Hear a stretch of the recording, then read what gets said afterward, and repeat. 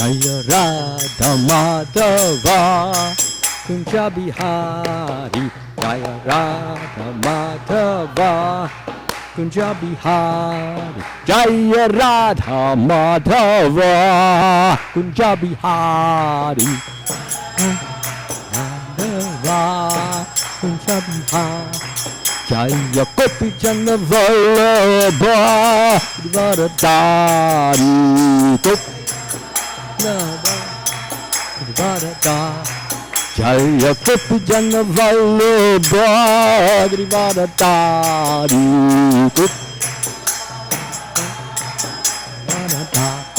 Yesura Nandana Vijana Ranjana Yakoda Nandana Vijana Ranjana Yamuna Tira Vanachari Yamuna Tira Vanachari Hare Krishna Krishna Krishna Hare Hare Hare Rama Rama Rama Hare Hare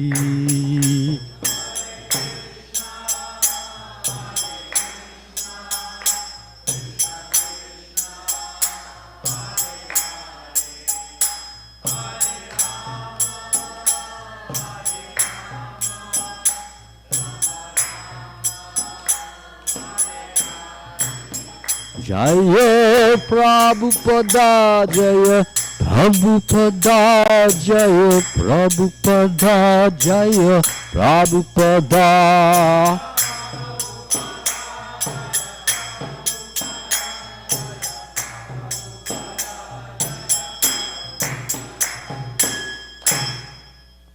Jayam Vishnupad Paramahansa Parivajakacharya Astatora Sata Shri Srimad His Divine Grace A.C. Bhaktivedanta Swami Srila Prabhupada Ki Jai, ISKCON founder Acharya Srila Prabhupada Ki Jai. All glories to the assembled devotees. All glories to the assembled devotees. All glories to the assembled devotees. All glories to Sri Sri Guru and Gauranga.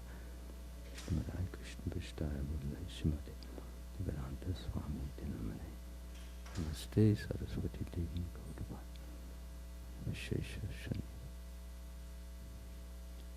Om Namo Bhagavate Vasudevaya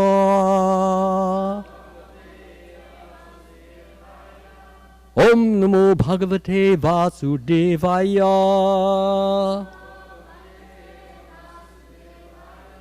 Om Namo Bhagavate Vasudevaya.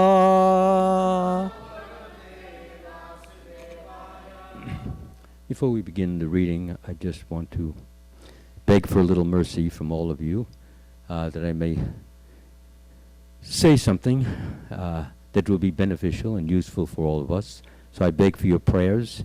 Without the prayers, without the blessings, without the good wishes of the Vaishnavas, generally things are not as good as they could be, because Krishna does listen to the Vaishnavas. So in order for this to be as best a talk as I can possibly give, I'm depending on all of you for your mercy and for your help.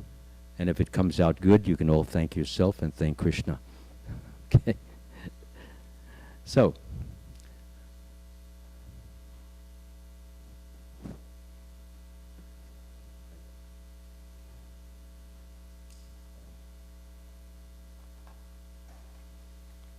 we have a little more time today because there's no breakfast, so start out with the synonyms. Apratam Naha Tvaya Kim Nu Bhagavan Bhuvana Ishvara Yat Naha Antaha Hridayam Vishaya Tamaha Hamsi. Sorry. Svarochisha.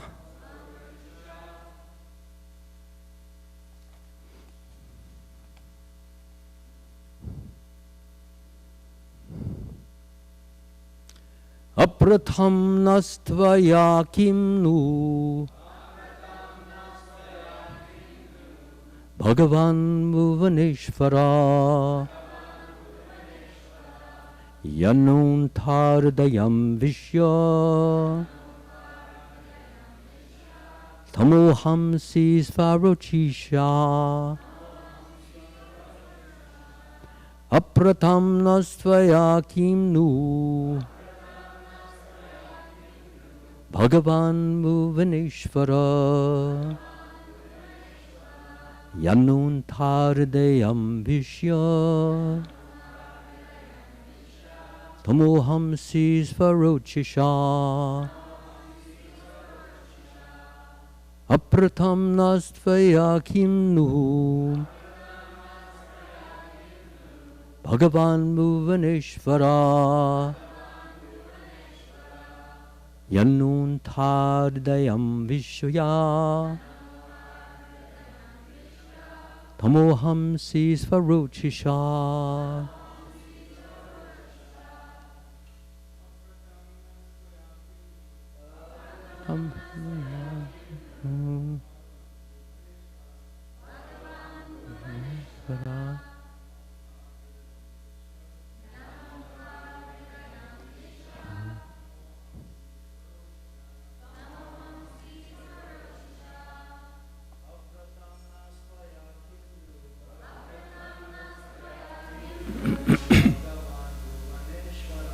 Bhagavan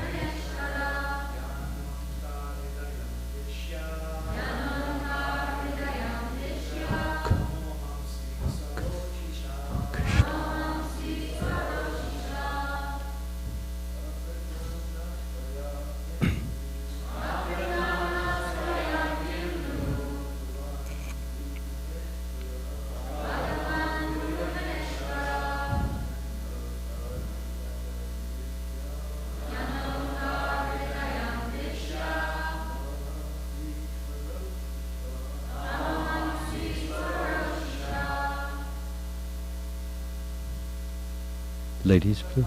Oh.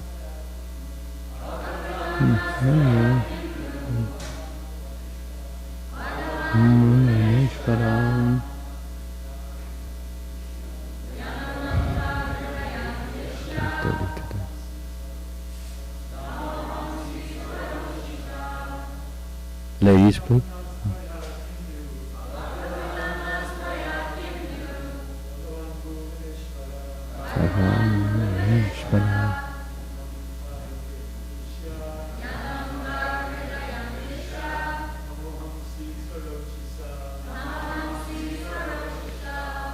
Ladies, please. Apadam Lavaya Kindu.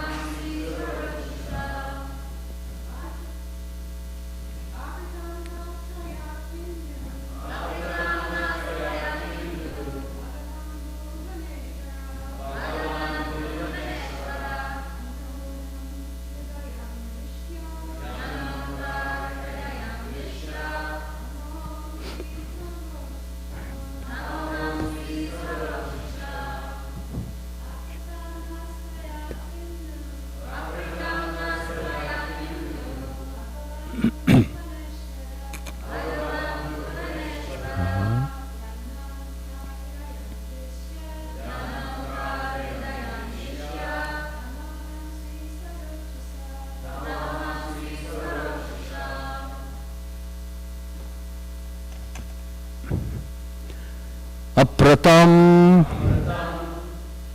not given, naha, unto us, tvaya, by your lordship, kim, what, nu, indeed, Bhagavan, O Supreme Lord, Bhuvana Ishvara, O Master of the whole universe,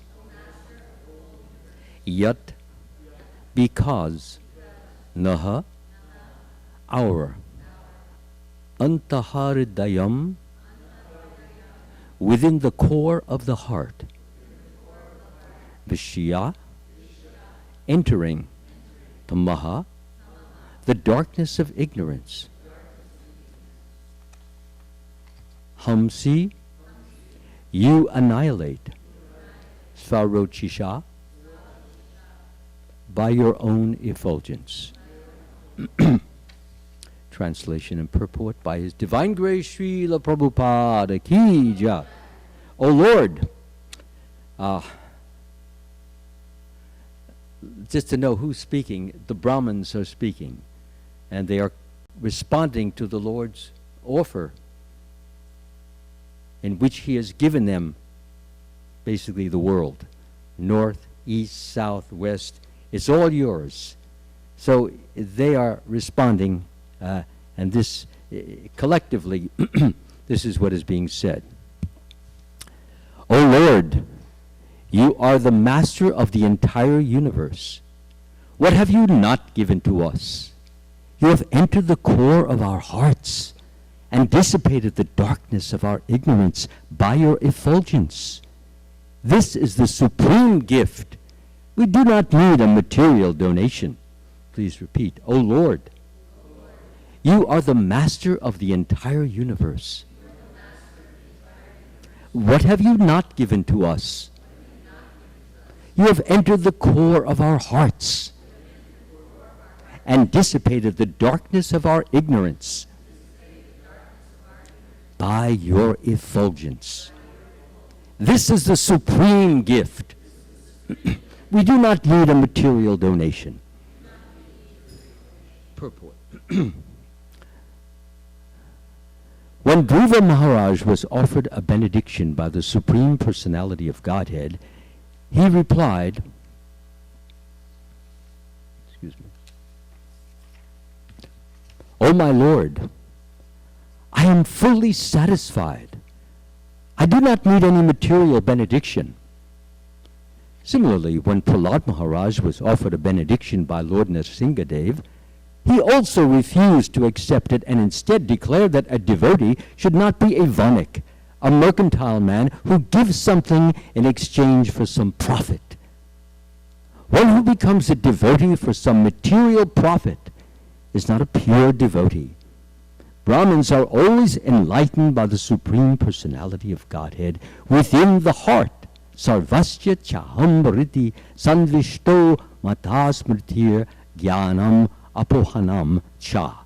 That's from the Bhagavad Gita 15:15, which means I am seated in everyone's heart, and from me come remembrance, knowledge, and forgetfulness. By all the Vedas I am to be known. Indeed, I am the knower of Vedanta.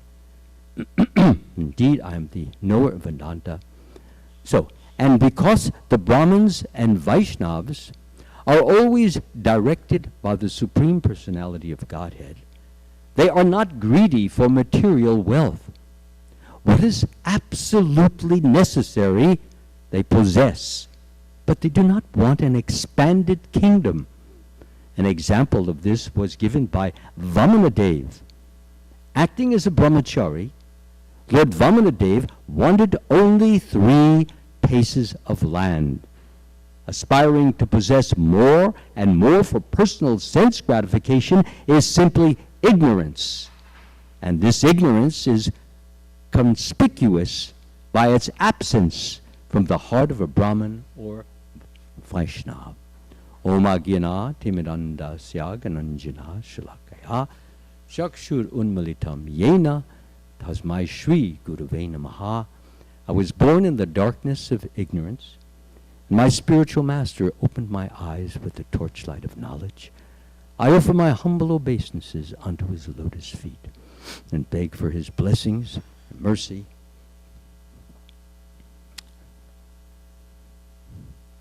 So this is very instructive.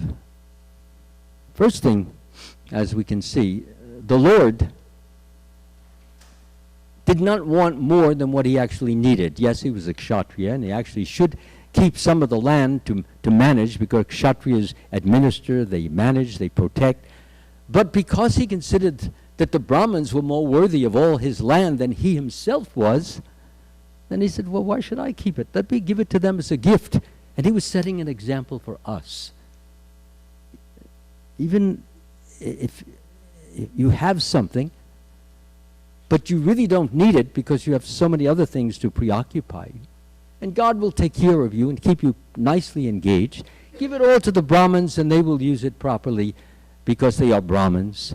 And Brahmins have those wonderful qualities of, as we know, peacefulness, self-control, austerity, purity, tolerance, worshipfulness, wisdom, righteousness. They have all these qualities. So, and many more.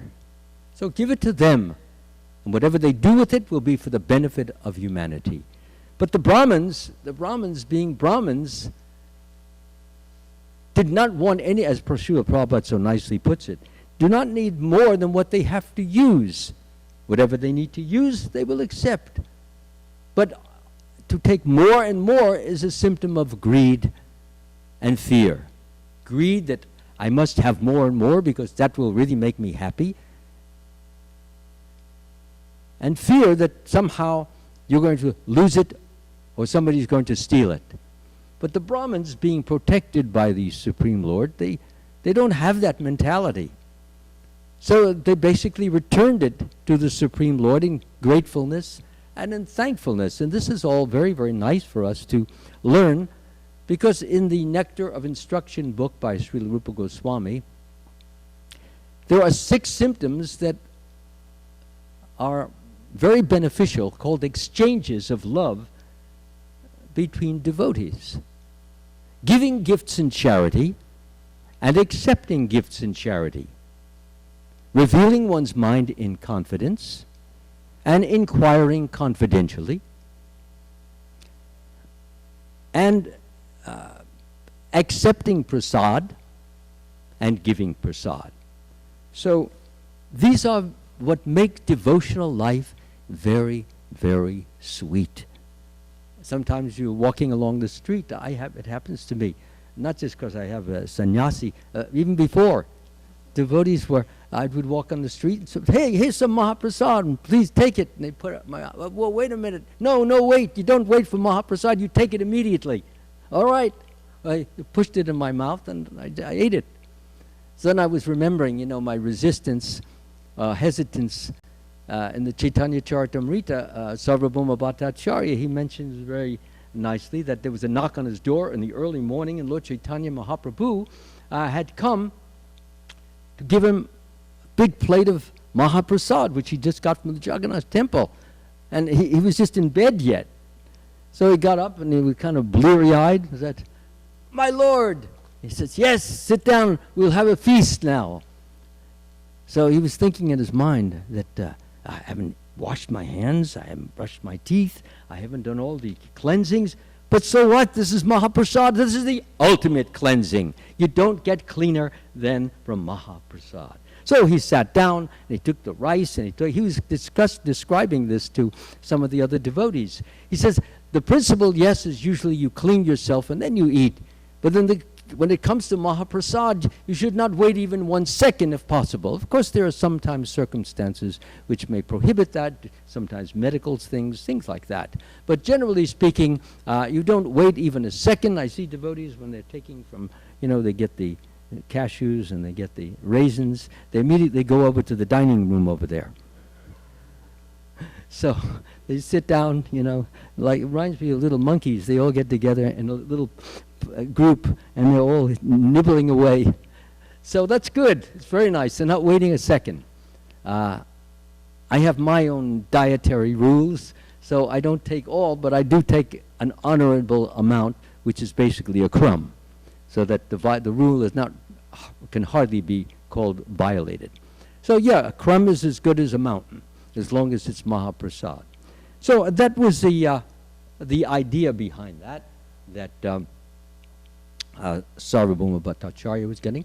The point I was trying to make is that when devotees come and they give you things without being asked to give them, without being dictated to give them, without being directed to give them, and when you receive it, and you've been thinking, you know, I'm just a useless, worthless, good-for-nothing in this community, you know, you're thinking in a kind of a humble way and an ashamed way, both. And then suddenly somebody comes and sticks this wonderful sweet ball in your mouth. You say, well, maybe I'm not so bad after all. If I'm worth a sweet ball, I must be worth something.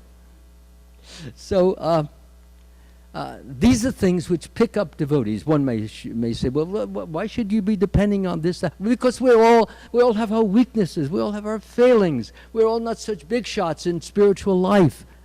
So taking that position as to who we really are, as opposed to whom we would like to be, oh yes, you accept it, and you take it, and don't try to be something you're not. And if Krishna has ordained through this particular devotee to give you something of himself, you should be jumping for joy.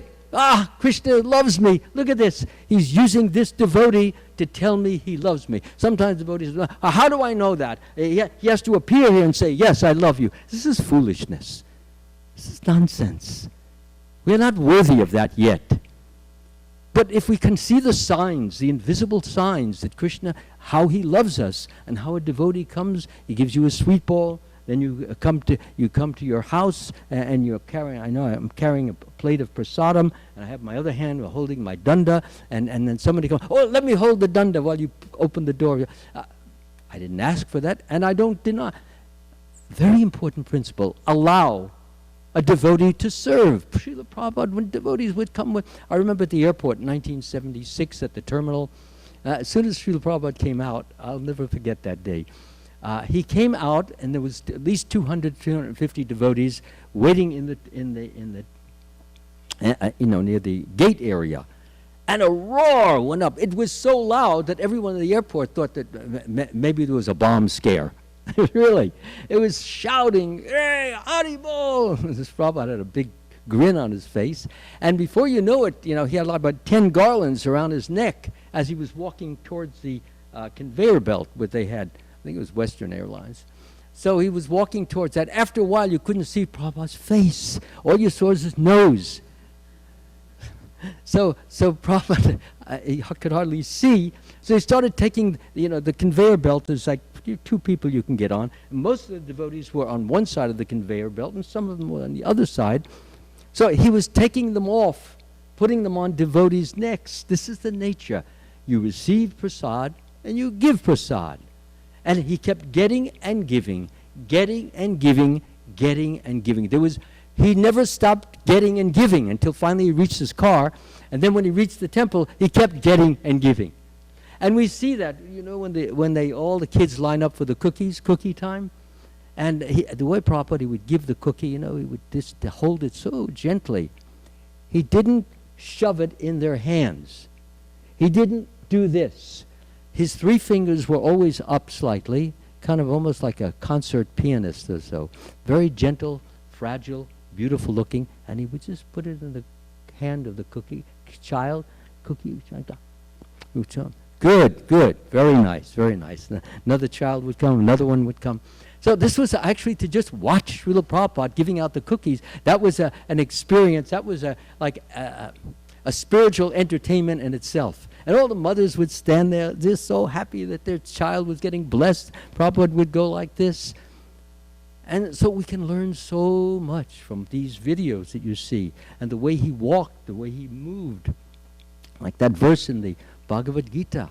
How is it possible to know when a person is in transcendence? How does he walk? How does he sit? How does he talk? What is his language? And what does Krishna answer? When a man gives up all varieties of sense gratification, which arise from mental concoction, and when his mind thus purifies, finds complete satisfaction in the self alone, then he is said to be in pure transcendental consciousness. So this is inner satisfaction, inner happiness, inner bliss, as opposed to external. Of course, there's for the devotee, there's also external transcendental satisfaction. Like we were just talking, prasanam, it's external. But also there's internal, which is coming from the heart. And when Krishna is pleased with us, he literally bubbles up all this bliss and sometimes can overwhelm the devotee, as we see throughout much in the Chaitanya Charitamrita. And in so doing, this is the way he's expressing his affection, his reciprocation, his appreciation. So we don't have to think, well, where are you, Krishna? Where are you? He's right there, giving you that bliss. He's right there, making you bang away at that mridanga. He's right there. That's Krishna. It's not you. It's him giving you the energy, the zest, the vitality, the vigor, the vim. Anybody got any more adjectives to add to that? No? Okay. The vigor, the vim. They used to call me Adjective Maharaj before I became a Maharaj. So anyway, that was Shukdeva. That was his pet name that he would give me. So anyway, this is Krishna. This is Krishna. When you're feeling that energy, that joy, that eagerness to serve. How do you know when you have eagerness to serve? As soon as you see an opportunity, you don't wait to be called. You jump on it.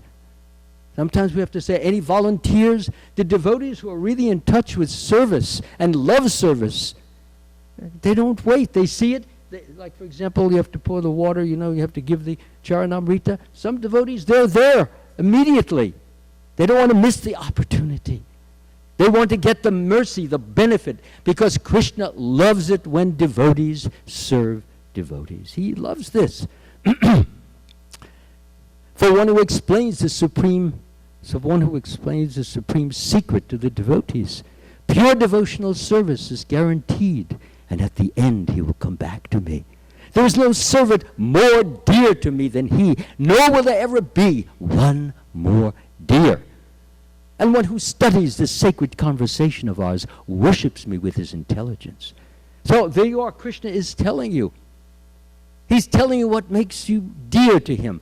What will give you the bliss that he will shower on us, because he loves to see devotees serve devotees. And when we serve the devotees with the full consciousness of the fact that that devotee is part and parcel of Krishna, and that Krishna is there, and that we are serving both Krishna and the devotee, when we have that consciousness and not just giving something, but giving it with love, giving it with affection, with warmth, with understanding, as an opportunity to please Krishna. When you give to the devotee, you're pleasing Krishna, and that should bring joyfulness. It should bring eagerness and satisfaction to our hearts. There's so much mechanical giving. And so all of us, and this is not a criticism of anyone in particular, because I'm one of the biggest mechanical or robots, but I try to overcome it. And I remember it, and Krishna reminds me. Don't just give. Give with your heart. Give with your feelings. Of course, if you can't, even if you just give, that can be a big thing. But if you can give with the heart and give with the feelings, give with a feeling of gratitude, give with a feeling of appreciation, give with a feeling of affection, a feeling of thoughtfulness, a feeling that this is a great day for me, because now I have an opportunity to give pleasure to my Lord, my beloved dearest Lord Krishna, and he's going to be pleased this moment, so I will give this. And I pray and hope that he simply allows me to give more and more and more, because that's all we really want, is to serve, and to serve. All the rest is taken care of by Krishna. You don't have to pray for ecstasy. You don't have to pray for peace. If you do these things which I'm mentioning with love and devotion and feeling and understanding and appreciation, Krishna takes care of the rest.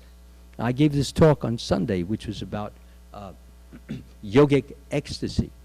So, and I dealt with that in as complete at least as I knew it. So again, coming back here, so these Brahmins, they're very knowledgeable, very understanding, and all they wanted to do was praise Krishna, which is what they've done. They've given very, very beautiful praise here.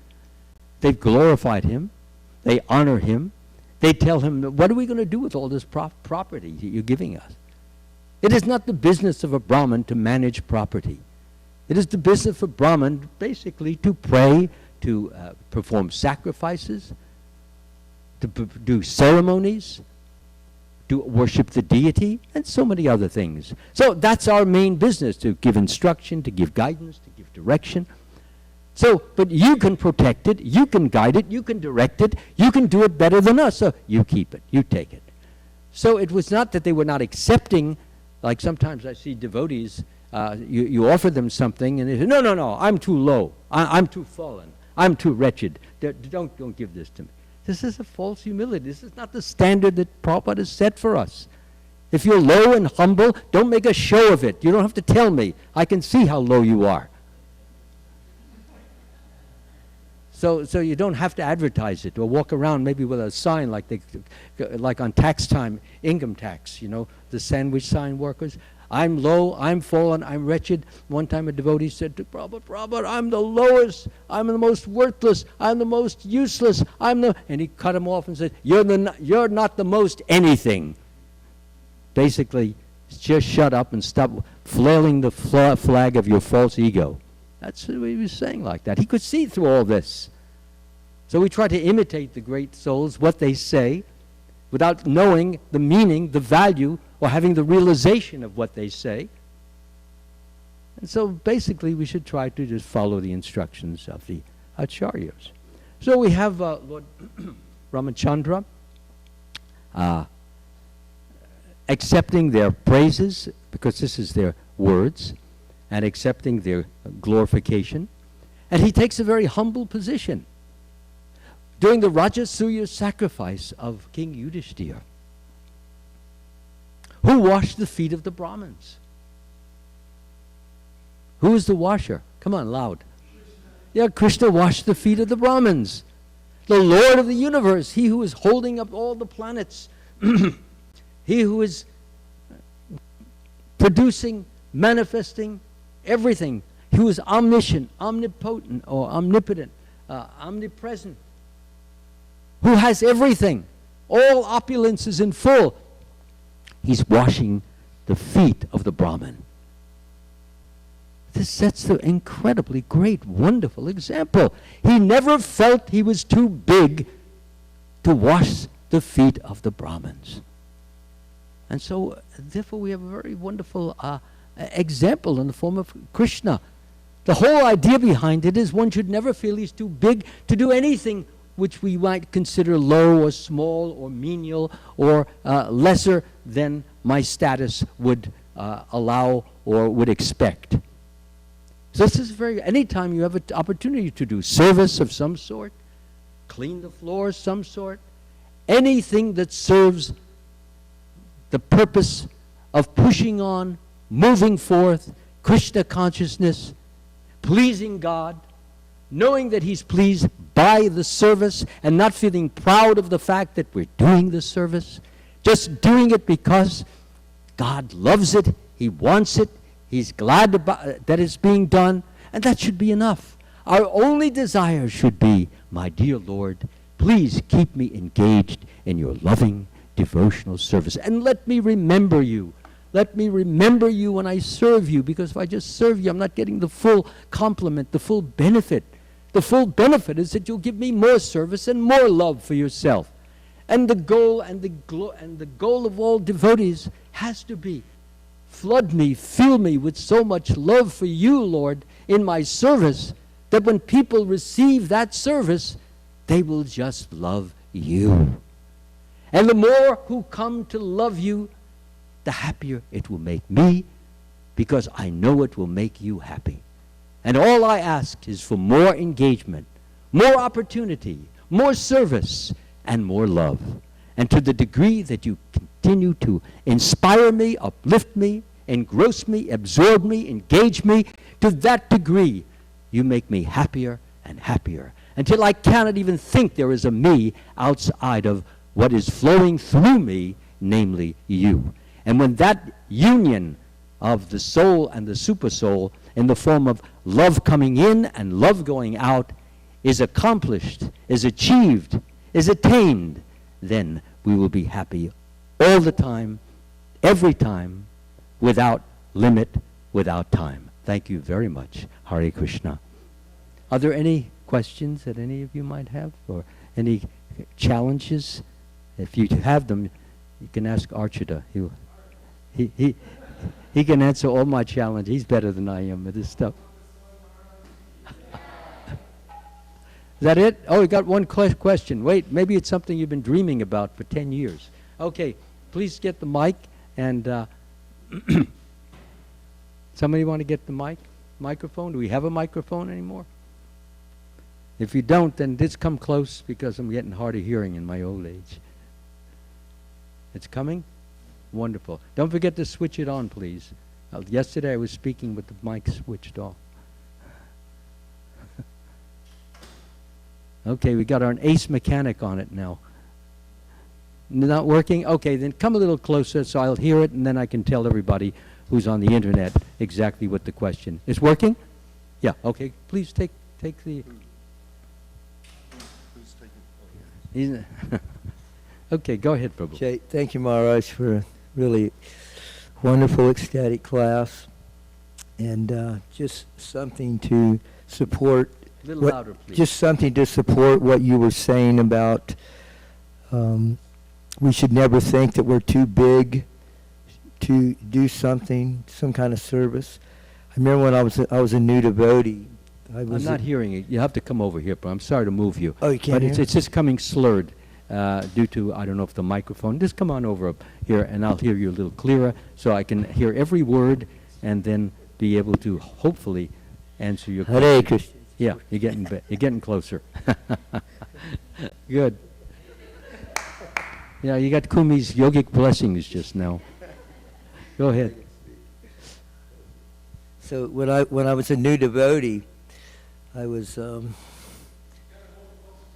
okay. When I was a new devotee, I was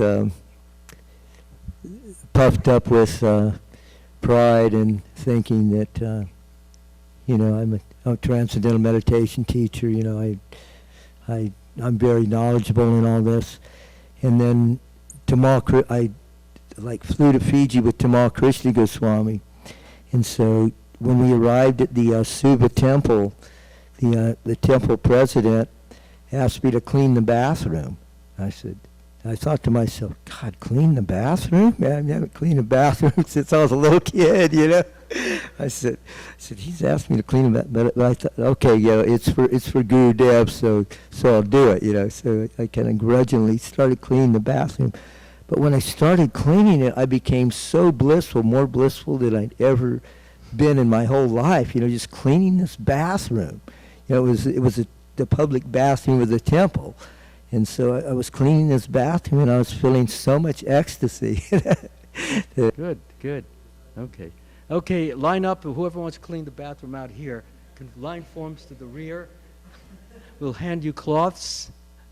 If you're feeling down, you need a little ecstasy, you've just gotten the solution. Thanks so much for sharing that. Really, it's true. It's so true. There's no question about that. When you do it in the right mood, in a surrendered mood, and there is no such thing as low and high in transcendence. In transcendence, there's only one principle: utility. Utility is the principle. Books are the basis. Preaching is the essence, and purity is the force. So those are the four which govern and direct and guide a Vaishnava. Any other questions? No? Okay, there's no prasadam now, I'm sorry. So you'll just have to all be, so you'll just have to be a yogi and just live on air for 4 more hours. Hare Krishna.